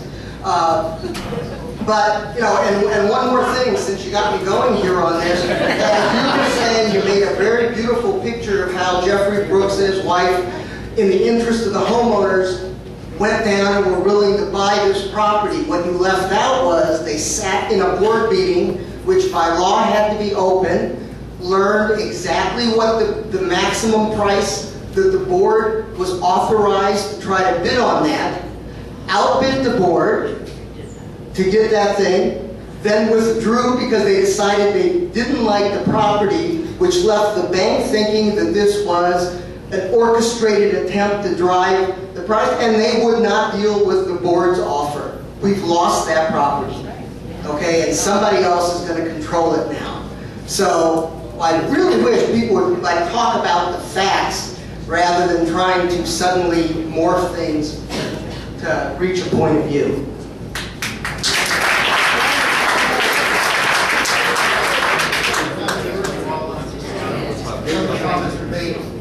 One is that I, for one, have volunteered. I've been very outspoken in agreeing with grossly overcharged for maintenance of the Canyon 9. I researched it, have some idea of how much it should cost to maintain it. I've offered my services to the board on more than one occasion to develop an RFP for competitive bids, and Blake Smith didn't want any part of it. So Tony, there are people that are trying to do things. The developer control board did not want the homeowners involved. No, but I'm not defending the developer board. I'm just saying. I'd also like to say that the gentleman in the back made a point of identifying Somersett United people running for the board as though there was something evil about that. Have any members of the Somersett Country Club self-identified that they are running for the board? Yes. The two men sitting next to you. Rather than address the specific issues, let me tell you what's occurred over the last 2 years. Prior to 2 years ago, the budget meetings were basically handled in closed session. Since my election, since my tenure on the board, we've opened up all of the budget workshop finance committee meetings to all homeowners. All homeowners are invited to attend those meetings. That country club agreement itself came to one of those budget meetings and was presented at that budget meeting. There were discussions around it. The transition committee was in place at that particular point in time. All of the members of the transition committee at that point supported that agreement. We also communicated not only that there was this budget and finance committee ongoing since August of each year, we communicated that this was going on. There are minutes that are posted for the finance committee meetings on the website itself, so that, again, those reading the website can read the minutes of the finance committee meeting. So it was an attempt to, let's say, be transparent as to what is in the budget, what's not in the budget. You know, maybe we do need to improve our website in terms of access and what have you, but there was no attempt to hide any, or nor was there any secret agreements that were developed. The process is still ongoing in terms of these open budget meetings. That's where decisions are being developed, bring forward to the board for approval within the budget itself. So if people want to get involved with the activities of the homeowner association, the amenities themselves, come to those budget and finance committee meetings, because that's where these issues, these matters come up initially. Maybe not within the board itself, but they also come up through the surveys that Melissa and staff have conducted in terms of suggestions that have come up with regards to amenities from all homeowners, at least those people that responded to those surveys. One more shot, Jim. Okay, I'll make it short. I ask the moderator to, the purpose of this meeting is for people out there to ask questions of us up here that are running for the board, so you can understand what our positions are and what we think we need to do, et cetera, et cetera. I don't think it's a forum for people that are maybe opposed to what some of us up here stand for to do a 5-minute lecture, okay? I think if people want to ask a question, ask your question, and we will answer them as honestly as possible, as opposed to getting up there and pontificating and lecturing, really, when you don't want to answer or ask a question. And I would ask the moderator to adhere to that.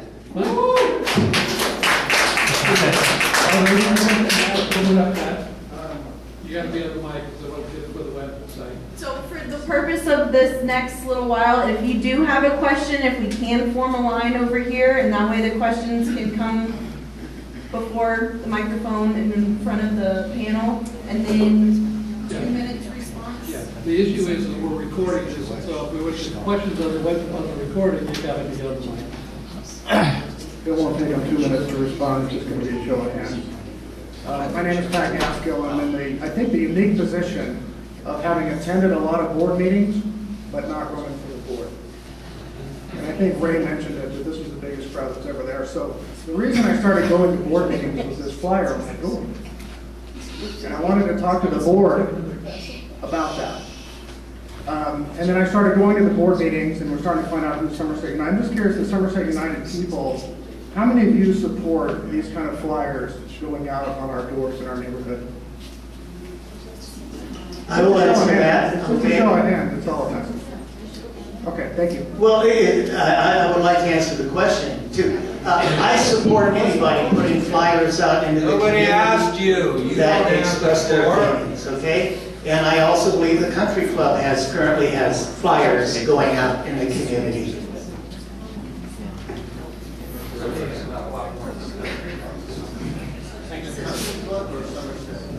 I'm John Kerwin. I just have one question for Ray Lee. Ray, why wasn't this whole thing put to a vote of the general membership of the homeowners association and let everybody decide how our money was going to be spent? Are you talking, I'm assuming you're talking about the golf course agreement itself? Absolutely, yeah. Okay. First of all, no one's assessments increase from year to year. That's not the question. Let him answer. I'm answering the question. No one's assessments increased because of the country club agreement itself. Why was that? That was because we found offsets to the cost of the country club agreement itself that basically offset all of that cost and provided additional amenities to all residents within Somersett itself.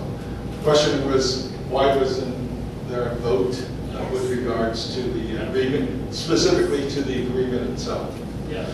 There is a vote, I guess we can say there's a vote with regards to the budget itself, the budget ratification process itself, because that's where these amenities, these changes, these agreements are put into the budget itself. Now, we have lease agreements not only for the country club agreement, we have some lease agreements with regards to even the equipment in the gym itself across the street at the Club and Town Center. These NRS requires a vote for certain elements, one of which is if you had to, I see my 30-second signs going, if the association had to borrow funds to be able to execute any new amenities. That was not the case in this particular situation. It was a lease agreement. The country club, in effect, expended their funds to bring together these amenities for the entire community. However, the homeowners didn't have any input on what those amenities were going to be. As I said, the budget meetings were all open. That's where they were presented. That's where they were discussed.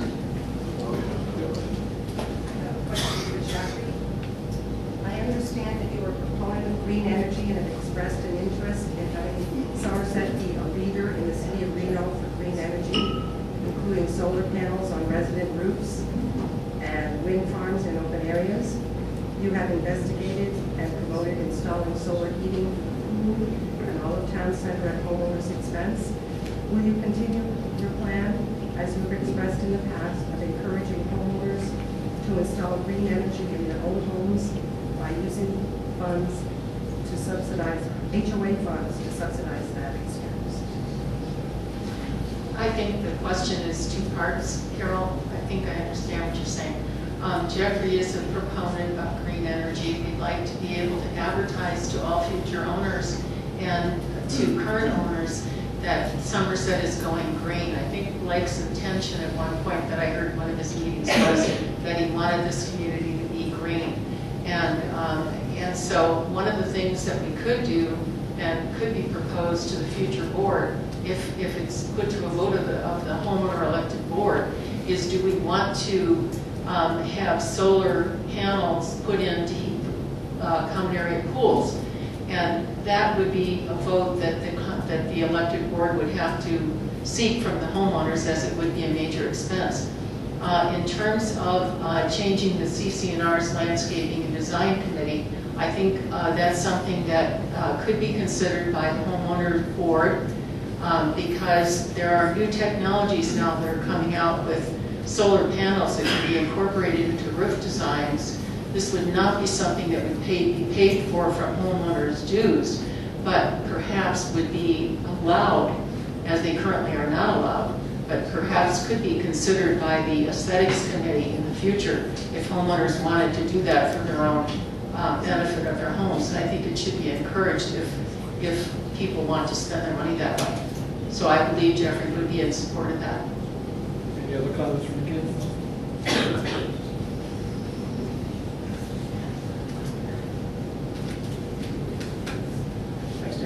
Hi, my name is John Hines. I'm a resident of the village at Town Center. I've been so since 2007. My question for the candidates is, what is your vision of the relationship between the Somersett Owners Association and Somersett Country Club in terms of reciprocal or contractual agreements? And what is your vision of the access of the residents at large versus the current equity members, and just what is your position moving forward as to what you think the future of that relationship should look like? Curtis, I think we're both up to Dave. Would start.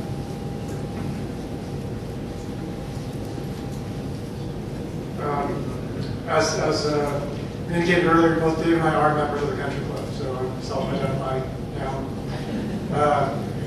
As a homeowner, though, I was in support of the agreement, regardless of my membership as an equity member. I'm paying dues as a member and also as a homeowner, and I'm supporting that.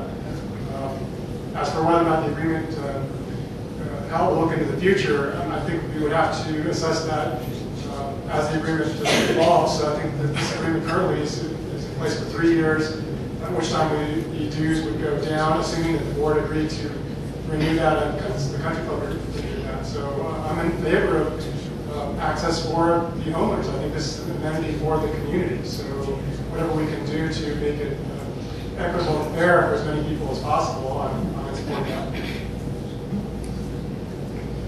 Yeah, I would say my vision for the agreement is working with the board of the country club to maybe renegotiate the agreement in a way that it becomes more beneficial to the homeowners than being favoring completely the country club as it is currently written.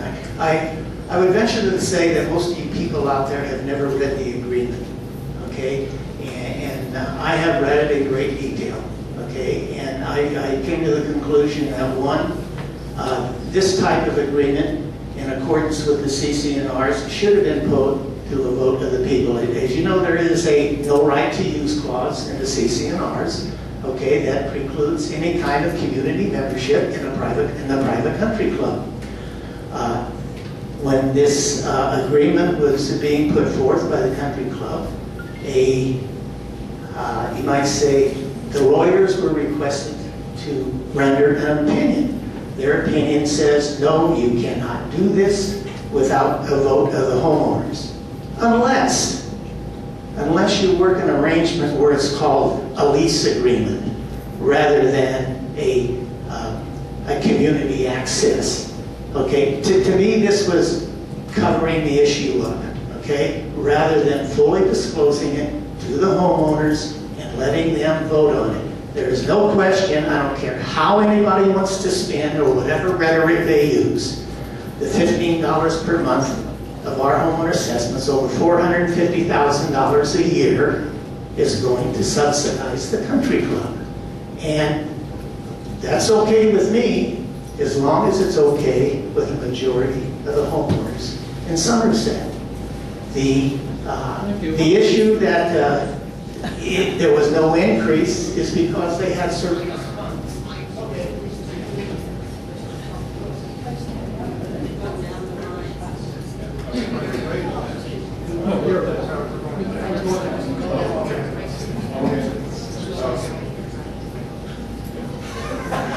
Not to that specific question, I don't think. Okay. Am I guess I'm on, right? You're on. Okay, sorry. I guess Jim is interpreting the, yes, the board asked our homeowner association lawyers what form of agreement is valid under 116. The lease agreement is a valid option. That's what our lawyer advised us, that was perfectly legal from the homeowner association standpoint. What is my position going forward? This agreement is a 3-year lease with another 3-year option with a 4-year option. What I've always said is that I will assess whether or not it is being utilized by the community at the end of 3 years. If it is being utilized by the community, I will continue to support the agreement. Yes, it may be modified or renegotiated at that point in time, but if the community really utilizes that facility, I'm going to say I'm going to support it. Today, at today's Finance Committee meeting, and Jim was present there, the country club provides statistics in terms of what the actual utilization rate is. They keep track of the number of transactions that are, let's say, made by non-country club members up at the country club. There's been, in the 9 months to date, there's been over 3,200 transactions by non-country club members at the country club by, let's call it, normal residents. Sorry. I have to confess, I have not read the agreement. But in general, I'm not opposed to such an agreement. I think we've discussed here tonight that we have a diverse community with diverse interests, and which requires diverse amenities that everyone's not going to use every amenity. I think it just kind of boils down to the cost benefit of acquiring that amenity for those people that want to use it. And I think, as Ray said, the new board will have the benefit of some utilization statistics and have an opportunity to renegotiate it if more value is needed for the Somersett Owners Association. I am not a country club member, and for less than 3 Starbucks, I can go up and eat at the Sunset Grill. I can use a driving range, and I can go golfing for less than 3 Starbucks a month. To me, I think that's great vision because it's adding extra amenities with no immediate cost to the homeowner. And I think that a vision moving forward, I know that the new board has the opportunity to vote.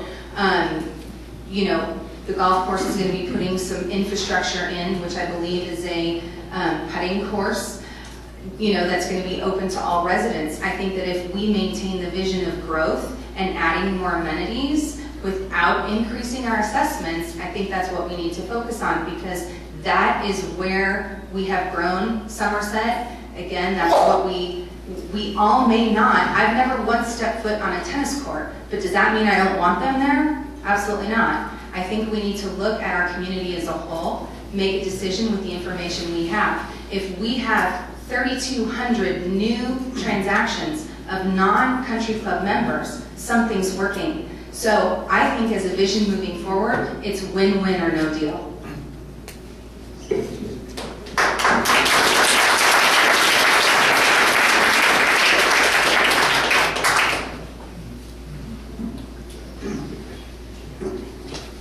I think our purpose, our main purpose for the folks that are involved in Somersett United is to bring the decisions to the homeowners, the property owners collectively, so that there's complete transparency in our community and we can work together to make this the best community it can be.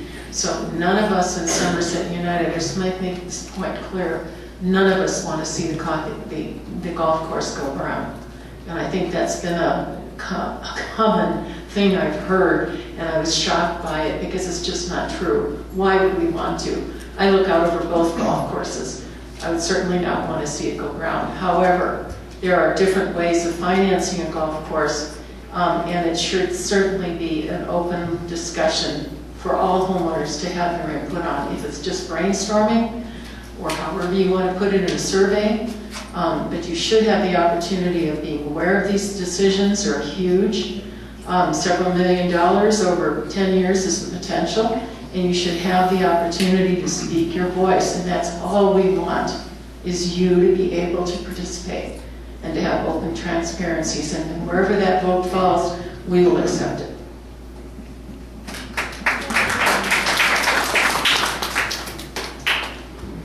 As I said, we're new to the community and I don't have a position either way. But it is the responsibility of the new board to review all contracts and agreements.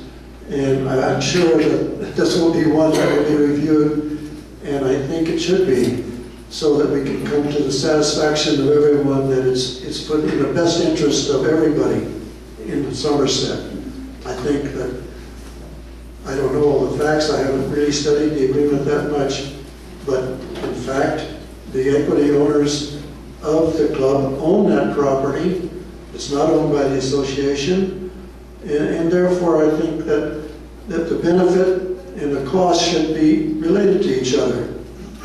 And again, I'm not fixed in any position. I want to see the facts and understand it, and I think all of you people should be involved in it. So if there's a new agreement or anything that comes out of this review, you should have a voice in coming to the right conclusion in the best interest of everybody. And I think, in terms of sense of the community, I think this is a really good start tonight, having all of you here, and I appreciate you coming. Thank you for coming.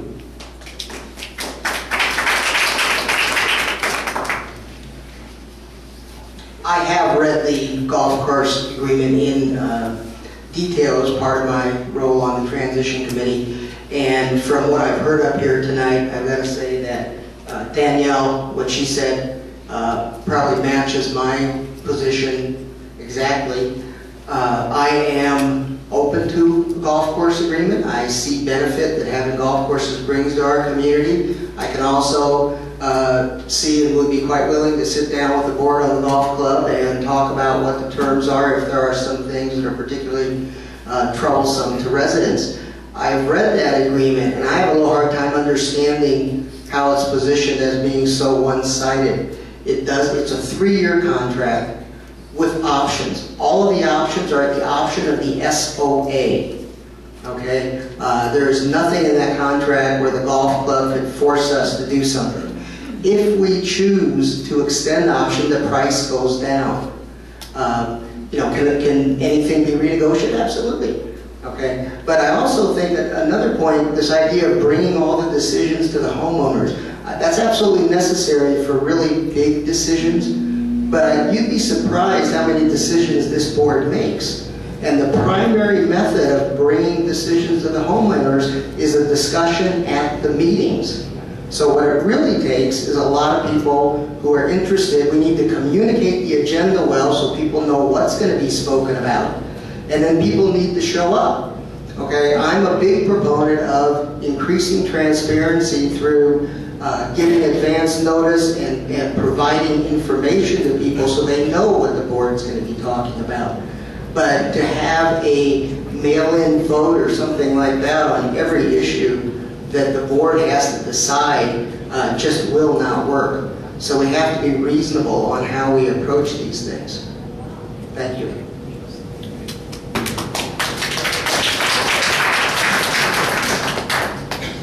I have a lot of problems with the agreements, and probably the biggest one was that when I learned of them and asked for copies of them, I couldn't get them. And it wasn't until after the board had already approved everything. Now that's no way for homeowners to be treated when you're doing something that has probably the largest single expenditure in the budget. I asked some simple questions like, who asked for the amenities? Why these amenities and not others? And I was given non-answers. To this day, no one has answered the question of who asked for bocce ball courts? Who asked for the right to use a driving range? Who asked for the right to eat at a restaurant? These questions were never answered, and that made me very suspicious as to what was going on. The more I read the agreements, the more it was clear to me that this was simply a way for Blake Smith to subsidize Somersett Country Club. And when I met with some people, and I raised this, I said, if we're going to subsidize the country club, why don't we just do it up front? Let them ask what they need, and the board can decide whether or not they're going to do it.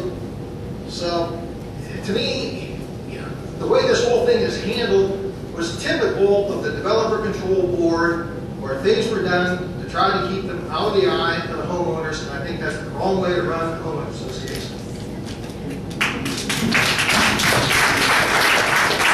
Well, I am in agreement with the lease. I think whatever brings, especially a restaurant, to that end of the community, when basically we didn't have anything, and to be able to use a driving range for the kids and the residents, I think that's huge. So absolutely, I would have voted for it. And also, I do appreciate Somersett United not wanting the course to go around, but I know one of the members said if it did, they'd love to turn it into a windmill farm.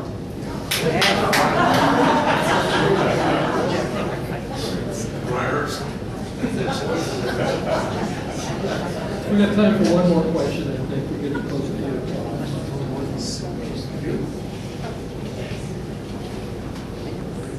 My name is Adrian Go, Sierra Canyon. Can't hear you. My name is Adrian Go from Sierra Canyon, without any apology to the gentleman who kept asking, are you from Sierra Canyon? Maybe he's not here now, that's okay. First, I'd like to thank the candidates for stepping forward to serve the community, including the two absent members. My question is addressed to every single one of you. It is both a procedural as well as an ethical question. Each one of you, in good faith, have signed the Somersett Homeowners Association candidate statement, and each one has initialed the box saying, I do not have a potential conflict of interest. Every single one of you. Correct me if I'm wrong. Okay, my question then is, again, relating to the agreement between SOA and SGCC executed in February this year. All of you, from what I heard, have been here long enough to know of that agreement.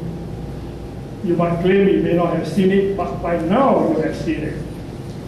Okay, then my question then, let me read for the benefit of everyone here, that each of you initial, you must make a good faith effort to disclose any financial, business, professional, or personal relationship or interest that would result or would appear to a reasonable person to result in a potential conflict of interest. Every one of you signed, I do not have. So if you don't mind, I'd like to go through this list of candidates, each one of you, and say, why do you say there's no conflict of interest when there is an existing agreement between SOA and SGCC, which we use Ray's word again, which will be modified and renegotiated in the third year of this agreement and in subsequent years. So if elected to the board, you are going to be placed in a position to modify and negotiate on behalf of any other self-interest. So I'd like to hear from each of you, why do you say there's no conflict of interest in the perspective of this agreement? Starts with you, Jim. Yeah, your turn. I have no conflict of interest, but I understand the gentleman's question. The country club lease agreement and the maintenance agreement that they have with Canyon 9 account for 16% of the SOA's budget. That's about a $15 million budget a year, so I'm not quick on math, but you can figure out how much that is. That's a significant amount of money. And clearly, I believe that people that are running for the board should identify themselves that they are members of the country club because of this potential conflict of interest. That does not mean they don't have a right to serve on the board. They have every much of a right to serve on the board as I do. However, when it comes to agreements like that, where they financially benefit and equity club members financially benefit no matter how much they want to spend it, it's simple. They would just have to recuse themselves from voting on that particular issue. I guess that's all I have to say. I don't consider myself as having any conflict of interest. My wife and I are non-equity members of the country club. We have been almost since day one. Now, I don't get a vote on country club matters, and to be quite honest with you, I know only a limited number of country club members that I've socialized with in the past. So I've negotiated in the country club agreement with the best information that I have available to me and make the decision on a business basis for Somersett, the Somersett Owners Association benefit as a whole rather than as a country club member or a non-country club member. Now there's other people up here on the panel too that also have not necessarily country club related issues with the board itself, but where they have final complaints or issues with the Department of Real Estate.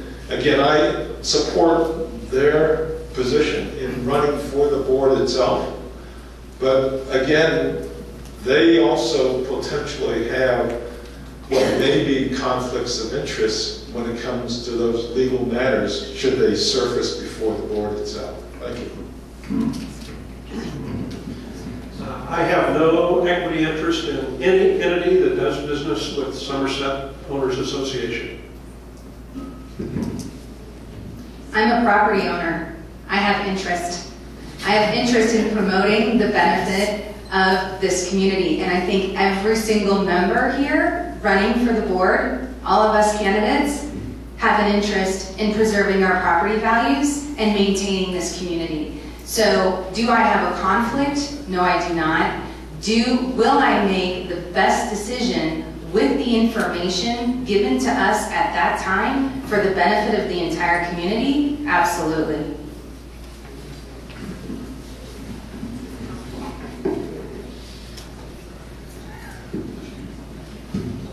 If you're familiar with NRS 116.3103 defining fiduciary duty as it applies to directors and officers of nonprofit boards, and with Nevada Administrative Code 116.405 paragraph 2, which indicates that acting for reasons of self-interest or gain is not in compliance with a fiduciary duty under NRS 116.3103. clearly states any director or board member must comply with these NRS rules and must not have a conflict of interest and must recuse themselves from voting on any issue that would come before the board that would result in even a suspect that they might have a personal gain from that vote. So I would caution any members who get elected to be very, very cautious, as that will be watched by the real estate board. There is already, before the ombudsman's,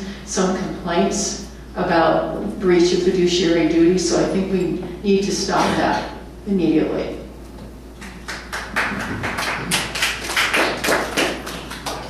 I do not have a conflict of interest as defined by anybody. Thank you.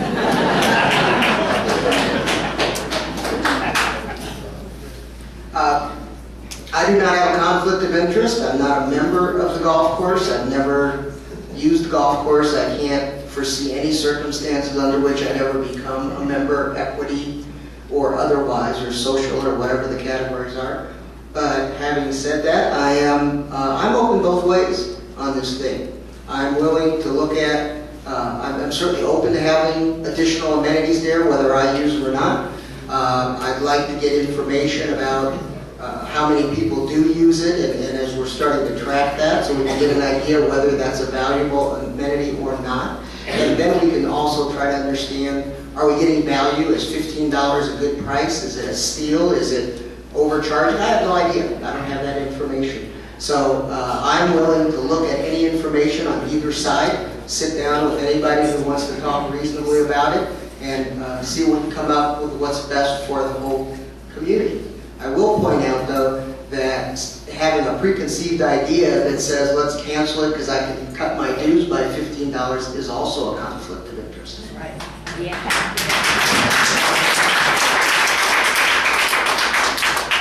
I have no conflicts of interest.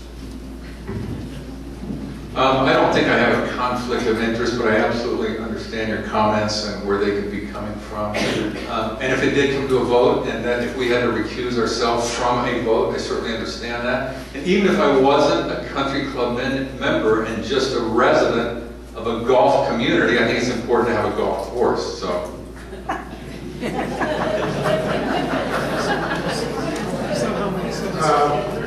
I understand the question. When I completed the application, I considered that whether or not I had a conflict of interest. I came to the conclusion I did not, but I can see the point why it would be considered a conflict. So if necessary, I would recuse myself from voting on such an issue. I understand that. Okay, I want to certainly thank the candidates for your responses and your opinions. We got a little heat and light to this, which is good. And I'd like to thank all of you for coming tonight. Hopefully we can get this kind of participation at our board. Thank you again.